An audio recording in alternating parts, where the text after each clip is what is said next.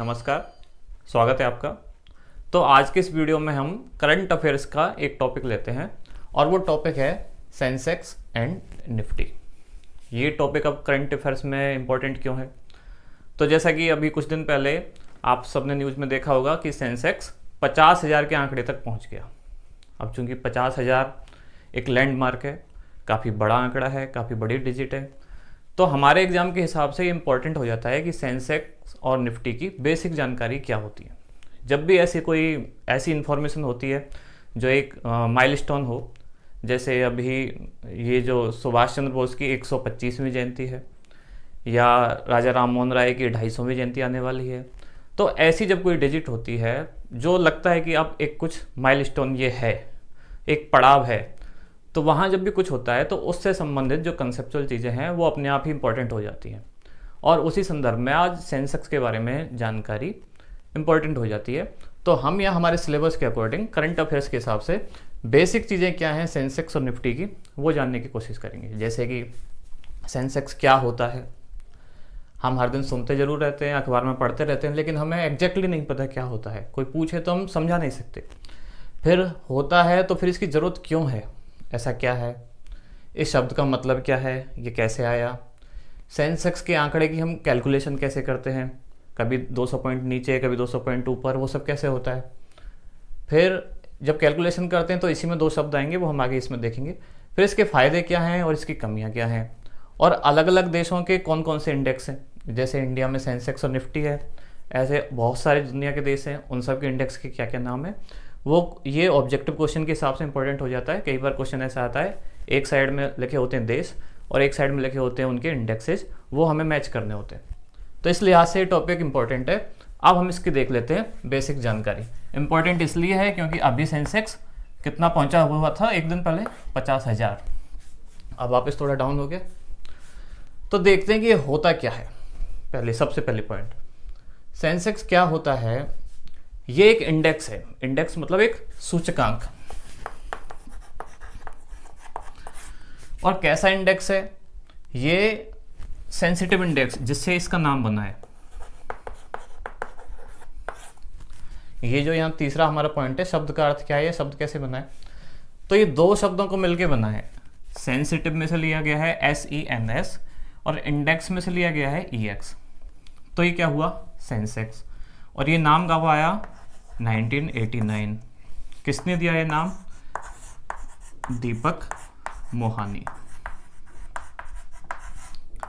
कौन है दीपक मोहानी? ये इसी तरह के जो समाचार होते हैं, बिजनेस न्यूज, उनमें आर्टिकल लिखते थे। तो इन्होंने ये नाम इजाद किया, सेंसेक्स। कैसे बनाया, सेंसिटिव और इंडेक्स। अब बात आती है, इसलिए इसको हिंदी में बोलते हैं संवेदी सूचकांक। संवेदी सूचकांक, या इसको बेंचमार्क भी बोलते हैं, बेंचमार्क। ठीक है, अब ये तो पता चल गया, ये सेंसिटिव है और इंडेक्स है, इसलिए इसको सेंसेक्स बोलते हैं। फिर सवाल ये उठता है कि ये सेंसिटिव क्यों है, यही नाम क्यों आया, सेंसिटिव इंडेक्स, संवेदी क्यों है। हर कहीं छोटी मोटी कुछ भी घटना होती है तो तुरंत सबसे पहले जो फर्क पड़ता है सेंसेक्स पे, या सेंसेक्स चढ़ जाएगा या गिर जाएगा। चुनाव हुए तो अगर सरकार स्थायी आती हुई दिख रही है, पूर्ण बहुमत की दिख रही है, सेंसेक्स ऊपर दिख रहा है कि मिली जुली सरकार आएगी, गठबंधन की आएगी, सेंसेक्स नीचे। ना केवल इंडिया में, दुनिया में कहीं भी कोई भी छोटी मोटी घटना होती है, जापान में भूकंप आया, इंडिया में सेंसेक्स डाउन। अमेरिका में चुनाव हो रहे हैं, हो सकता है सेंसेक्स अप हो जाए, डाउन हो जाए। कहीं भी छोटी मोटी घटना होती है, पहला फर्क सबसे पहले तुरंत मार्केट पे पड़ता है। अब सवाल उठता है, ऐसा क्यों होता है, ये इतना संवेदी क्यों है। जैसे कुछ लोग होते हैं बहुत ही ज़्यादा सेंसिटिव, किसी ने हल्का सा कुछ कहा तो तुरंत रिएक्शन करेंगे, गुस्सा हो जाएंगे, रो लेंगे, लड़ाई झगड़ा करेंगे। उसी तरह का नेचर है सेंसेक्स का। क्योंकि ये सेंसिटिव इसलिए है क्योंकि आज दुनिया में कोई भी कंट्री सेपरेट होकर नहीं रह सकता। हर दुनिया की घटनाएं एक दूसरे से जुड़ी हुई हैं, और कहीं कुछ भी होता है तो सबसे ज़्यादा और सबसे पहला फर्क पड़ता है बिजनेस पे। कैसे? मान लेते हैं जापान में भूकंप आया और इंडिया में सेंसेक्स गिर गया। क्यों? क्योंकि अब जब जापान में भूकंप आया है, भूकंप से तबाही हुई है, बहुत सारे जो वहाँ के कारखाने हैं, उद्योग धंधे हैं, सब गिरे हैं, तहस नहस हुए हैं। बहुत सारी इंडियन कंपनी ऐसी होंगी जिन्होंने जापान में निवेश कर रखा है, बहुत सारी जापानी कंपनी जैसी हैं जिन्होंने इंडिया में निवेश कर रखा है। सब आपस में एक दूसरे से जुड़े हुए हैं। वहाँ भूकंप आया है, तो इसका मतलब वहाँ उद्योगों में, वहाँ धंधों में कमी आई है। तो यहाँ के जिन लोगों ने वहाँ इन्वेस्ट कर रखा है उनको बिजनेस में नुकसान होगा। वहाँ के जिन लोगों ने यहाँ इन्वेस्ट कर रखा है, क्योंकि उनके तो सब कुछ चौपट हो गया, उनको बिजनेस में नुकसान होगा। तो ओवरऑल इन चीज़ों से क्या होगा, मार्केट क्रैश करेगा, नीचे गिरेगा। अब जैसे चुनाव होते हैं, इंडिया में चुनाव हुए, केंद्र सरकार आई, पूर्ण बहुमत के साथ आई, उससे क्या होता है, सेंसेक्स ऊपर चढ़ा। क्यों? क्योंकि जो बिजनेसमैन है उनमें एक मैसेज जाता है कि जो सरकार आई है वो स्थायी आई है, मतलब अब खींचातानी नहीं होगी छोटी मोटी चीज़ों को लेके।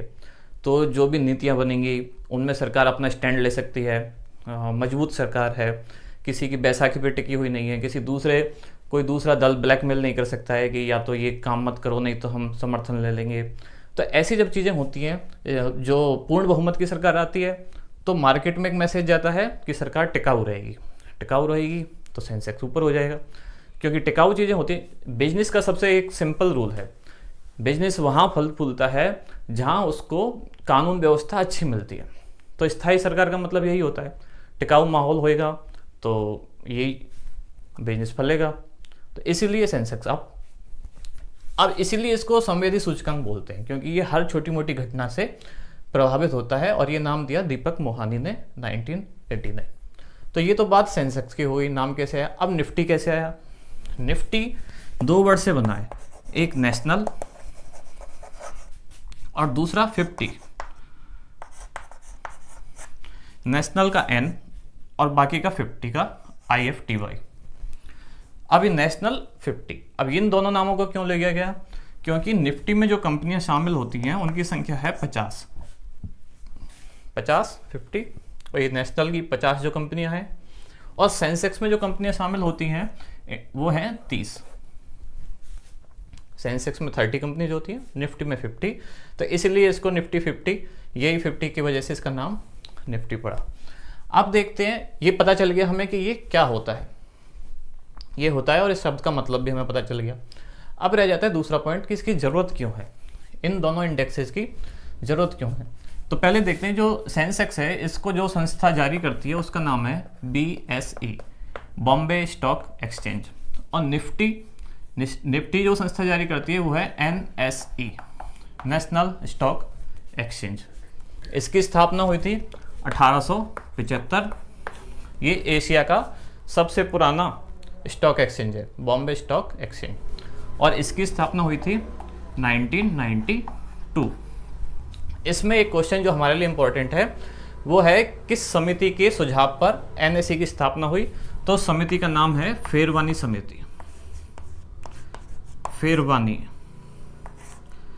फेरवानी समिति, और इसने ये सुझाव दिए थे कब? 1991। तो जब पहले से BSE था तो NSE की जरूरत क्यों पड़ी? इसकी जरूरत इसलिए पड़ी क्योंकि BSE का एकाधिकार हो गया था मार्केट पे।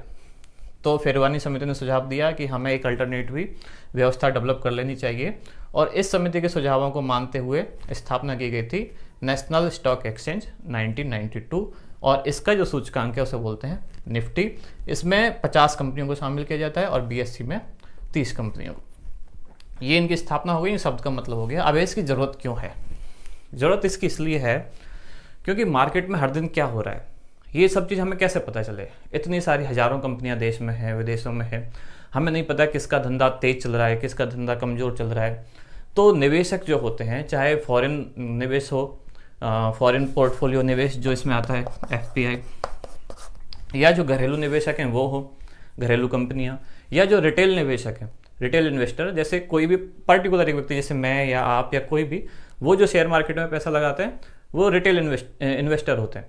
तो इनको कैसे पता चले कि कौन सी कंपनी में लगाना ज़्यादा सेफ है पैसा, किस में हमें फ़ायदा ज़्यादा मिलेगा, किस में नुकसान मिलेगा। तो इसको चेक करने के लिए कोई एक इंडेक्स की ज़रूरत थी। जैसे हमें पता होता है मौसम की जानकारी, हम कैसे पता लगाते हैं? मौसम विभाग एक अंकड़ा जारी करता है, आज तापमान इतना रहेगा, यहाँ वर्षा होने की संभावना है, यहाँ सूखा पड़ सकता है, यहाँ तूफान आ सकता है, एक पूर्वानुमान हमें मिल जाता है। उसी तरह से बिजनेस मार्केट का जो पूर्वानुमान है या हर दिन की जो उसकी एनालिसिस है, उसको एनालिसिस करने के लिए एक इंडेक्स की ज़रूरत थी, और वो इंडेक्स होते हैं ये। इनके अलावा भी इंडिया में 2-3 इंडेक्स और हैं, ओवर द काउंटर वो भी हैं, लेकिन इम्पॉर्टेंट तो यही है। इसलिए इसकी ज़रूरत महसूस हुई ताकि हर किसी को पता चले कि मार्केट का हाल क्या है और किस में पैसा लगाना ज़्यादा सेफ है या किस में पैसा लगाना रिस्की है। अब आते हैं चौथे पॉइंट पे कि इसकी कैलकुलेशन कैसे करते हैं। हमें कैसे पता, सेंसेक्स कभी 50,000 हो जाता है, कभी 25,000 हो जाता है, कभी 500 पॉइंट ऊपर, कभी 500 पॉइंट नीचे। ये कैलकुलेशन कैसे होती है अब वो देखते हैं।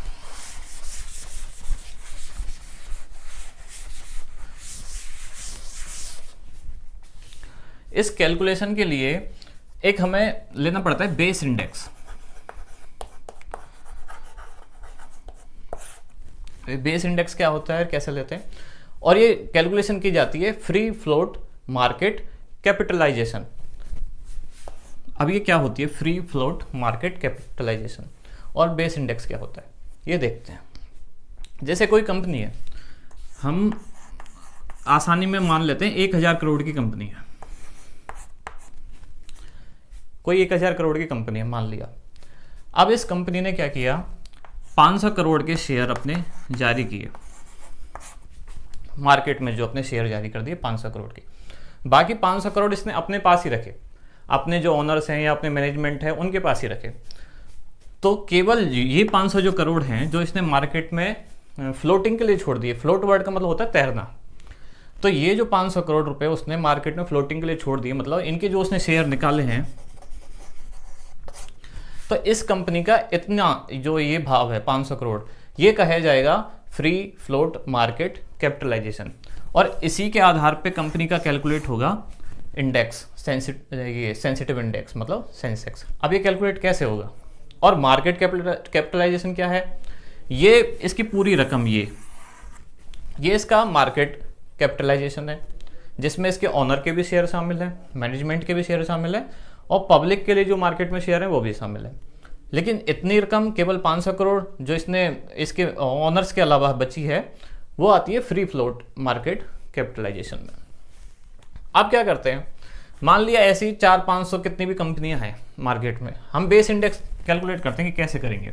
अभी हमें दो चीज़ें ये पता चली हैं। मान लेते हैं आज की डेट में ऐसे 10-20 कंपनियां हैं और सबकी जो ये रकम है फ्री फ्लोट वाली, वो मिला के हो रही है 10,000 रुपये। इजी वे में करने के लिए मान लेते हैं 10,000 रुपये।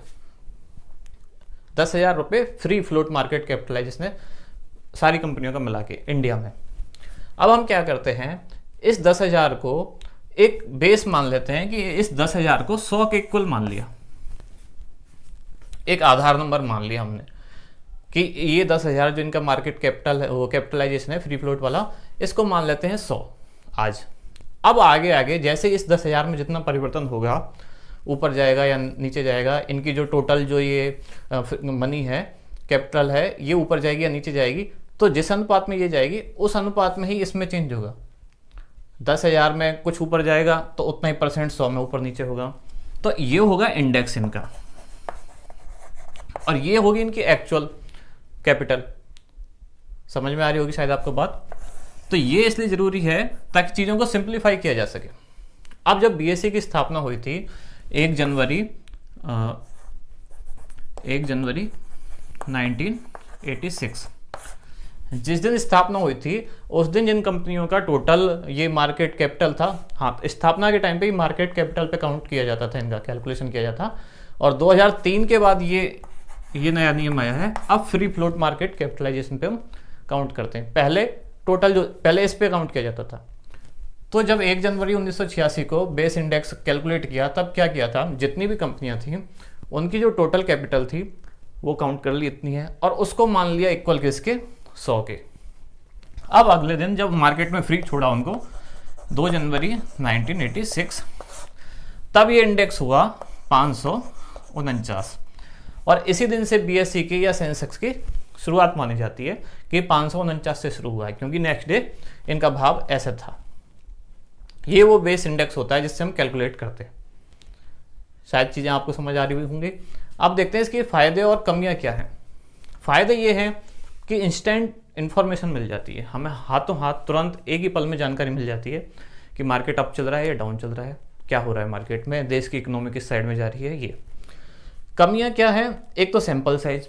कमियां मतलब जो कंपनी है वो बहुत कम है। अब केवल सेंसेक्स में केवल 30 कंपनियां हैं, निफ्टी में केवल 50 कंपनियां हैं। और ये 30 भी वो कंपनियां होती हैं जो अच्छा प्रदर्शन कर रही हैं, जिनको ब्लू चिप कंपनी कहा जाता है। ब्लू चिप कंपनियां ही होती हैं इसमें 30, तो जो पहले से ही अच्छा प्रदर्शन कर रही हैं उनके आधार पर ही सेंसेक्स कैलकुलेट किया जाता है। तो हमें पूरे कलेक्टिवली इंफॉर्मेशन नहीं मिल पाती पूरे मार्केट की, कि मार्केट में क्या अप चल रहा है क्या डाउन चल रहा है। हमें केवल इन्हीं 30 के आधार पे और निफ्टी में इन्हीं 50 के आधार पे सब कुछ पता रहता है। दूसरी बात, ये ऑलवेज विनर्स को सपोर्ट करता है। कहने का मतलब इसमें हमेशा वही 30 कंपनियां होंगी जो अच्छा कर रही हैं। इनमें से कुछ खराब करने लगेंगी तो हर 3 महीने बाद, जो एक क्वार्टर होता है, हर 3 महीने बाद उनको चेंज कर दिया जाएगा। जो अच्छा कर रही हैं उनको शामिल कर लिया जाएगा। तो एक्चुअल जो मार्केट में चल रहा है कई बार वो हमें नहीं पता लग पाता। जो अच्छा प्रदर्शन कर रही हैं उनका ही हमें पता होता है। तो ये इसकी कमियां हो गई और इसके फायदे हो गए। फिर लास्ट में बचते हैं अलग अलग कंट्रीज और उनके इंडेक्सेज। ये और देख लेते हैं, क्योंकि ये ऑब्जेक्टिव में पूछा जाता है।